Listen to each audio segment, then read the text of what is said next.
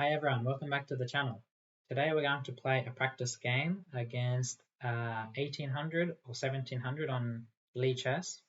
Okay, in the middle, 1750. So we're going to try and see how strong 1750 is on lichess, and hopefully I can explain some basic principles of chess and help you improve. So they've started with e4. Let's try the Scandinavian, which is d5. Yeah, this goes against some principles, which is you shouldn't generally bring your queen out so early, but this is a specific opening where it's okay. Because after knight c3 here, we'd go to a5 or back to d8. And the idea is just to be super solid. The queen on a5 is not so easy to harass. d4 is flexible. I think we continue normally with knight f6 just to develop.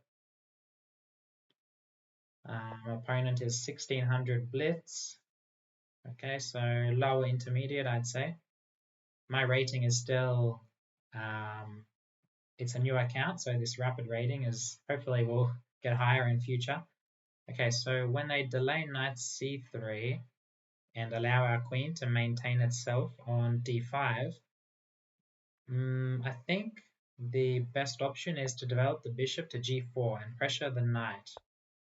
Usually we develop the bishop to f5 in these lines to maintain itself on this longer diagonal and pressure c2, for example. Okay, now okay, so I keep mentioning the main line, which is after queen a5 in the beginning. And in those lines, generally you castle short, I believe, on this side. But now, since they've let us develop our bishop quickly and our knight, which pressured this pawn, I believe the best option is to fast track development, castle long. So this is called castling. Usually in chess, in most openings, you castle short because it's quicker. You only have to move one knight and one bishop, and then you can castle. Whereas castling long, you have to move the bishop, the knight, and the queen. And not only that, the opponent generally castles short, which means when you castle opposite sides, it's a lot more risky because both sides just launch their pawns. It's called a pawn storm, and it can get very sharp. Okay, so now e5 is the typical idea here. To open the center, we obviously need to develop this bishop somewhere. And yeah, I don't see anything wrong with e5 here. If they take, we can decide whether to trade on f3 first or just recapture. Wait, I think or trade on d1. Yeah. And after most lines, we recapture back on e5 with the knight.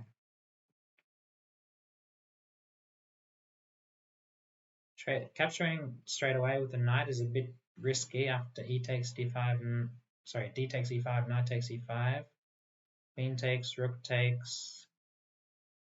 There's knight takes knight, and if we take the bishop, there's knight f7 fork. We take a rook, they take a rook. I think it works out for us, but it's a bit tricky. Interesting. Yeah, those lines were very tricky. I think after taking, I would have taken on f3, which protects the queen again. They recapture, we take on d1 and then take on e5, and I think that's all fine for us. And we have a bit of a lead in development because the pawn on c3 stops this knight developing where it likes to normally. But anyway, interesting move. So now I'm considering e4 to kick the knight, which might just win a piece. Wait, e4, if the knight moves, we take the bishop for free. So they have to respond with h3, but then we take the knight, attack the bishop. So yeah, I think this is a mistake. They just forgot that after e4, there's bishop c4. Counterattack, right? So it doesn't, so yeah, they don't lose a piece, but there's also c4. No, but that doesn't really help. So the calculation is e4, bishop c4, attacking the queen. And then we can choose between queen a5, which might still win a piece, right? If they take and we take, we're still hitting the knight. No, it doesn't win a piece. The knight just moves. But we're hitting the bishop. Sorry, yeah. I forgot. They can take on f7, but we still win a piece. So here, queen here. They can't trade queens, but we're threatening the queen. So I'm just going to enter this. Seems, yeah. Queen a5 is an important move, I think. I think it wins material because we're threatening the queen, and if they trade queens, we're then threatening the bishop and the knight.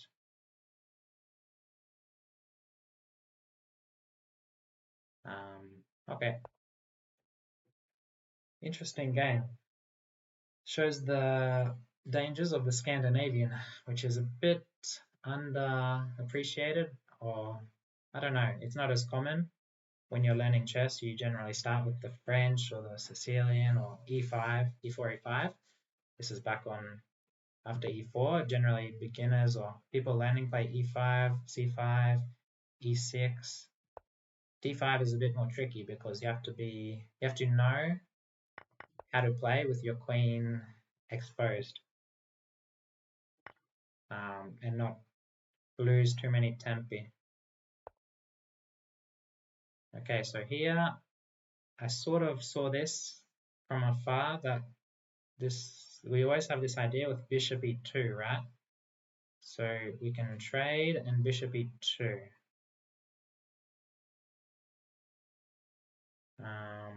Yeah.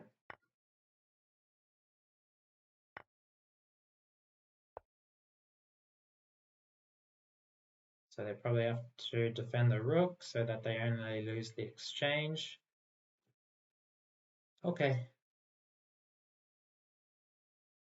Then afterwards we'll analyze this line a bit to see what the best move was after e5. Okay, 12 move win with the Scandinavian, not bad.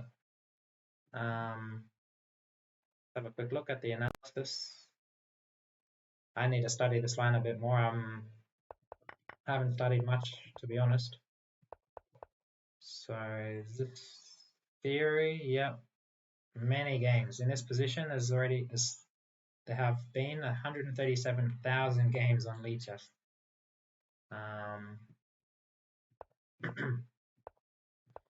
E5, yeah, queen a4 is a mistake. So yeah, knight takes is actually what I've faced before, I think. D takes, we trade on d1 first, or bishop takes f3 is okay. c4 is the best move, and we have to retreat the queen. Bit hard to play because you've already played c3, so c4 makes sense. You're winning tempo on the queen, attacking, pushing your pawns, allowing the knight to develop to c3. Okay, but the most played move is d takes, and then yeah, we take on d1. If rook takes, we trade rooks, and then trade on f3 and take on e5, I believe, to get the pawn back. Bishop takes, knight takes, winning another tempo on the bishop, although they can defend it. And black's got a nice position. White's got the bishop pair, but black's got a big lead in development. The king's closer to the center, which could be important. Usually in chess, you want your king safe, but when queens are traded, usually there's not as much danger to the king in terms of attack. Like an attack is not as strong without the queens. So, and in the end game, you want your king close to the center, where it can play a role. The king is actually quite an important piece in the end game. In fact, some books say that the king has a relative value of 4 in an end game. So knight has 3, bishop has 3, king has 4, because the bishop only controls colors of one square, the king all colors, both colors obviously, and the knight only moves like this, right? So it's not it's a bit cumbersome, whereas the king controls all the squares around it. So anyway, that was an interesting game. Hopefully you might be motivated to play the Scandinavian or start to study it a bit. And let me know in the comments if you want to see more games like this against rivals of a particular rating range. And don't forget to subscribe. I'll see you in the next video. Bye.